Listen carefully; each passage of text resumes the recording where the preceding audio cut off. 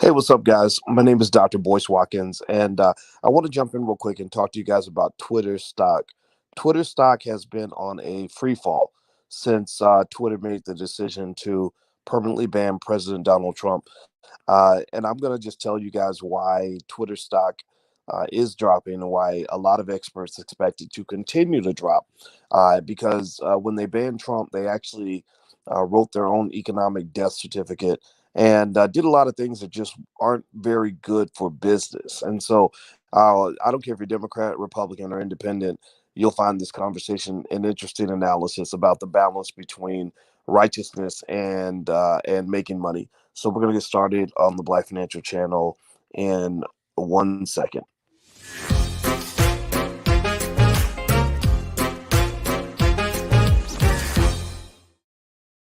Hey, what's going on, guys? My name is Dr. Boyce Watkins. Welcome to the Black Financial Channel. That's the blackfinancialchannel.com. So Twitter stock. I don't know if you guys knew this or not. I did a story on this a couple of days ago, and I wanted to follow up on this just so you can see where the story ended.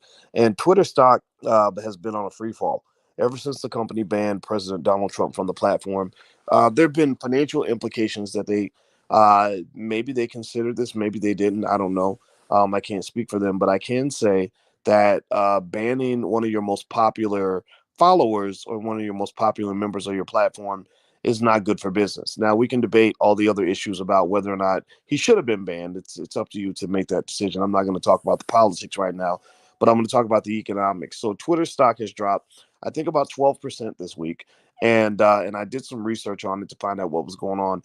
And literally, there's an article in Forbes that I saw where someone literally said that Twitter is the worst company in the world. They said they're the worst company in the world because basically, when you ban a guy like a Donald Trump with 80 million followers, it's almost like the Real Housewives franchise firing Nene Leakes. Nene Leakes or the Chicago Bulls getting rid of Michael Jordan. When you have somebody that's literally the star of your platform that drove the growth of the platform, well, you better be ready to replace that. And so, what's going on with Twitter is that most of the analysts are basically saying that the stock is not worth what it used to be and that it should continue to drop lower. Forbes magazine actually wrote an article on how you can actually short the stock and make money on shorting the stock. And actually, and now that I think about it, I may buy some put options on Twitter stock because I think that what's going to happen with Twitter is you're going to see a big decline in ad revenue. Well, why are you going to see a decline in ad revenue? Well, you're going to see the decline in ad revenue because Twitter's ad revenue is driven by engagement. So let me tell you why Donald Trump and Twitter actually formed an awkwardly good partnership from a financial standpoint. And perhaps they could have suspended him. Perhaps they could have, just done something else to regulate the tweets. But banning him permanently is going to cost them big money. So basically, here's the deal: Donald Trump had about 80 million Twitter followers, and these weren't a regular 80 million people. 30 million of the 80 million Twitter followers, they were tweeting every day. These social media giants, the thing that they salivate over and that they're trying to accomplish is to get you to engage on their platforms on a daily basis. Well, why is that engagement important? Well, because the more engagement you have, the more you can sell that engagement in the form of ad revenue. That's how these platforms make their money. They make their money by selling ads, Facebook, Twitter, all of them. So basically, Donald Trump's this guy that has 80 million followers, 30 million of whom are use Twitter every single day. He was getting massive engagement from both the left and the right. Donald Trump was either the guy you love to love or the guy you love to hate. And that was driving insane amounts of traffic on the platform that led to massive growth in the Twitter platform. I mean, the Twitter grew with Donald Trump. Donald Trump was one of the reasons that Twitter got so big in the first place. And so the company got to where it's making almost $4 billion a year in revenue. Well, that's expected to drop big time by as much as 20% this year, maybe more, because they didn't just ban Twitter. They didn't just ban Trump. They banned hundreds of thousands of people that were affiliated with Trump. They also created their own competition. So now the conservatives are all getting together and saying, how do we raise capital to build our own Twitter? How do we develop digital infrastructure, vertically integrate, so that we can have our own digital landscape that will allow us to express our views in the way we see fit? And this is kind of interesting to me. I don't know what the end game is here on this. I don't know where this is going to go, but what's happened now is that digital infrastructure has become a partisan issue. You know, who you get your web service from is now going to differ between, based on whether you're a Democrat or a Republican. People are starting to think about digital security in a different light. Because if you saw what happened, you saw this very interesting phenomenon where, on one hand, the big tech companies are telling Congress, we don't have much power. We're not a monopoly or an oligopoly. We're not like a cartel. We don't have concentrated power. But then they coordinate. They engage in this coordinated strike to condemn Trump, but to also put the pressure on everybody else. Vicky Dillard, she doesn't even support Donald Trump, and YouTube cut off her live stream right in the middle of the stream. I've had the Black Financial Channel got suspended this week because I did a video about black people and spending. I kid you not, because I had the words black people in the title, they suspended my channel. And a lot of other people are being hit just left and right. So this doesn't just affect Donald Trump. This affects anybody who's not speaking the language that they want to hear. And this is clearly partisan. And I think they're going to pay a price for this. I think that politically speaking, what they're probably trying to do, big tech is trying to get the favor of the Democratic Party because they see the Democratic Party as being the decision makers for the next 4 years. So what happens in exchange for them sort of putting the hammer down on conservatives is the Democrats are going to back off. I suspect back off of them on the antitrust hearings and things like that. I don't know if this is a long-term win. I don't know if this is something. This makes me really sketchy about investing in tech companies. When Amazon Web Services decided to jump into the fold, I was a little bit disappointed in Jeff Bezos because I kind of thought that he was enough of a businessman that he could get past the politics. And because whether you're Democrat or Republican, your money's always green. And while it certainly could be argued that hey, we can't have people inciting violence, I think there has to be a clear line between people that are actually advocating violence versus people who just disagree with you. People who disagree with you are not a threat. They're not a danger. Now the people who are specifically saying, let's all go show up and kick that person's butt, or let's all go and do this violent thing. That's one thing. But when you're sort of looking at everybody who even says anything that's even remotely different from what CNN is saying or MSNBC, I think that's a problem. And it's definitely not good for business. So Twitter's going to pay a price. I'm reading some articles here. And here's some headlines. I'm going to read some headlines to you. By the way, hit the thumbs up button, hit the thumbs up, share, subscribe button. Let me know if you can hear me okay and stuff like that.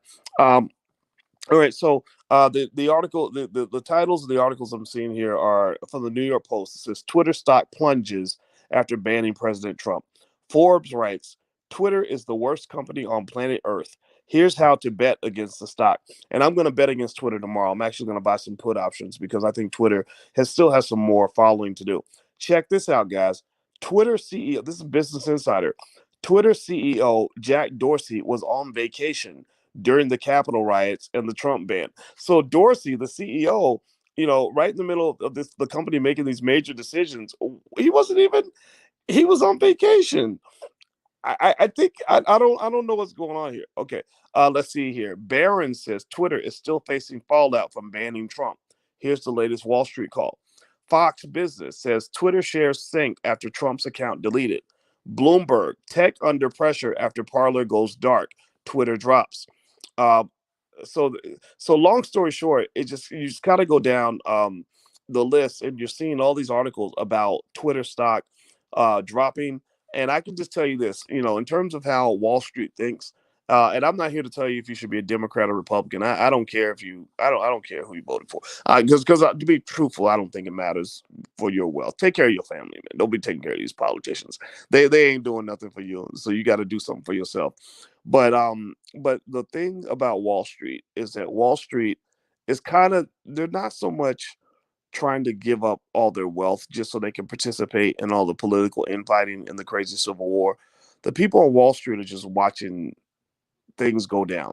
They're just saying, okay, who's going to be in power now? The Democrats or the Republicans? All right, the Republicans, okay. So now I'm going to shift my portfolio so I can make money during a Republican administration. And if it's the Democrats, they do the same thing. Good investors over the last 30 years they've made money under Bush. They made money under Clinton. They made money under Bush too. They made money under Obama. They made money under Trump. and they're going to make money under Biden. So I'm not telling you what position to take. I'm just going to tell you what I'm seeing from where I'm standing. I think Twitter made a huge strategic error by just sort of blanketly banning so many people in that way, because they need that engagement to get that ad revenue, and they don't understand that, that engagement is now going to go to another platform, and that other platform is going to get the ad revenue, and I don't know if they're ever going to get it back. I don't think conservatives are going to trust Twitter, and whether we want to act like conservatives are the devil or not, you're talking about 80 to 100 million people. I don't know how you can move forward as a country acting like 80 million people don't exist. I just kind of think that's not an easy thing to do. So I'm real curious to see how this plays out. But if you want to know what play I'm making stock wise, tomorrow I will be buying some put options on Twitter stock. And so anyway, I'm gonna get out of here, guys. By the way, I'm on Clubhouse. I'm getting on different apps to spread out just in case they ever try to take me down. Because like I said, everybody's feeling this.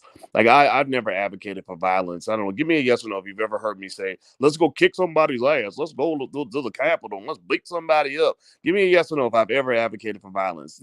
I hope you're going to say no, because I don't advocate for that kind of thing. I'm not ignorant like that.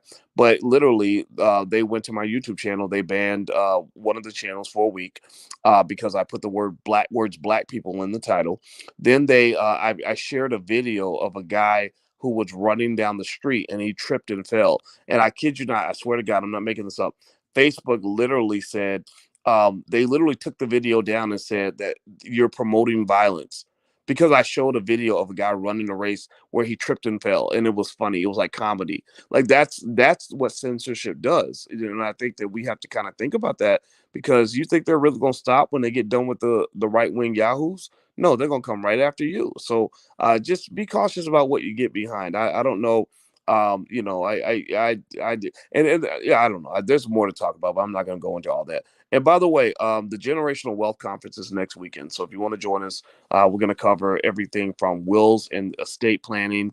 We're also going to cover insurance issues and how you can set yourself up right in that direction. Taxes, tax strategies, real estate, stock investing, and credit. We're going to talk about credit as well. So if you'd like to join us, go to generationalwealthconference.com. We only have a few more seats left, but there's the URL. So feel free to go there. And also, if you want to see my crypto portfolio, you can actually go to drvoicecrypto.com. Just sign up there. You'll get on our email list because we're trying to get everybody away from social media, because we're a little bit nervous about that. But also, I'll show you what crypto I bought. So that's the trade-off, right? So that's what they call a lead magnet, right? So basically, if you go sign up and get on our email list and just give us a chance to impress you, I will show you personally all the crypto that I bought. And let me just say this to you. I have made a gangster amount of money from crypto.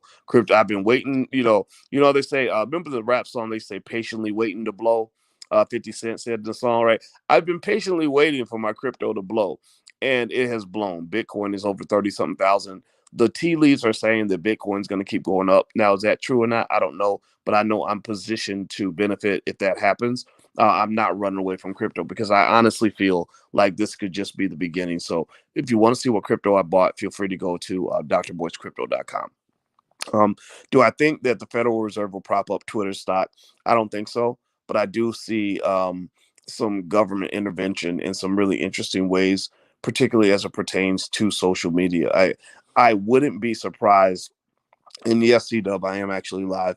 I wouldn't be surprised if they ended up regulating the internet in a major way. I think that the internet is a little bit too democratic for America. I think the internet is too it allows too many voices to be out there. And I think that voices like mine and stuff like that, there's no benefit they would have to having those voices. So I think that this is that the end game is to kind of shut all this down and find any reason to do it. And the best way to get things done, if you ever have a sinister objective as a politician, all you gotta do is make people scared. So if you tell them that they should be afraid, they'll kind of let you do whatever you want. It's a tried and true process that they've been using for thousands of years.